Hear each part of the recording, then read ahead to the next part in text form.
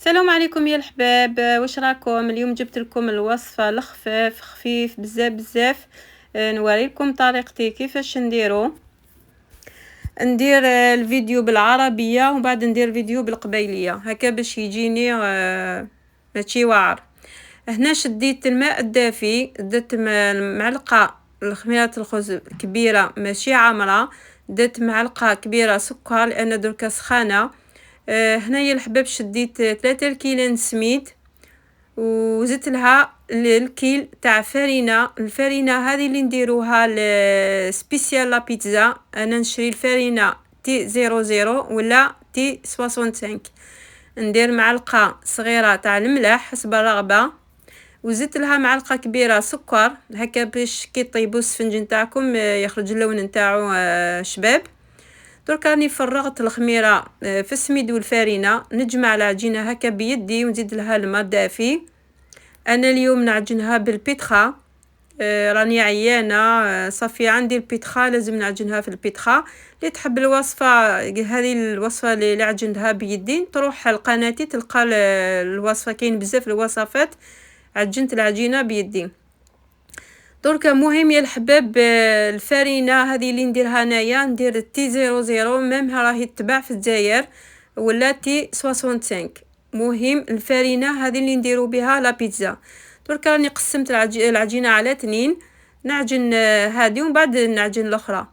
درك راني درت 4 دقائق باش نعجن العجينه ومن بعد نشوف اسكو نزيد لها، لازم نزيد لها الماء دافي ايطاب ايطاب شويه شويه حتى تصبح العجينه طريه. هاوليك خلصت العجينه عجنتها يا الحباب في البيتخا. دوكا نخرجها من الروبو، نخبط العجينه هكا ندير شويه شويه الماء باش نخبط العجينه لان السفنج يحب الضرب تخبطوه مليح. درك نكمل هكا شويه بيدي هكا واحد 15 دقائق. شوفوا كيفاش خرجت ما شاء الله. قلت لكم الفرينه هذه هي اللي تخرج لكم السفنج نتاعكم خفيف. درك نخليها تخمر، كي تخمر نديغازيوها ونعاود نخليها تخمر. عفسه هذه ديروها هكا واحد 3 مرات ولا 4 مرات، تخليوها تخمر ومن بعد تهبطوها تخليوها تخمر هكا باش يخرج السفنج نتاعكم خفيف كيما الريشه. هاوليك يا الحباب دركا العجينه خلصت.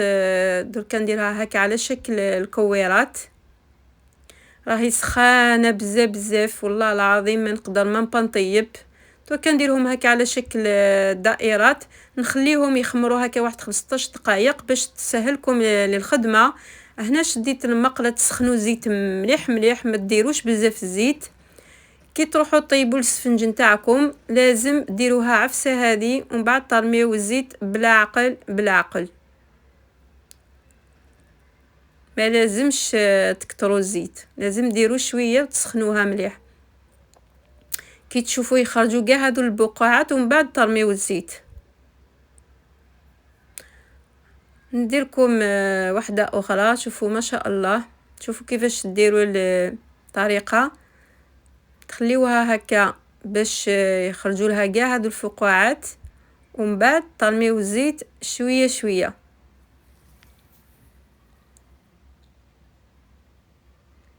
نديركم الفيديو بالعربيه وقبيليه، كاينين ما يفهموش العربيه صافي لازم ندير جوج الفيديوهات هكا باش يفهموا مليح اللي ما يفهموش العربيه.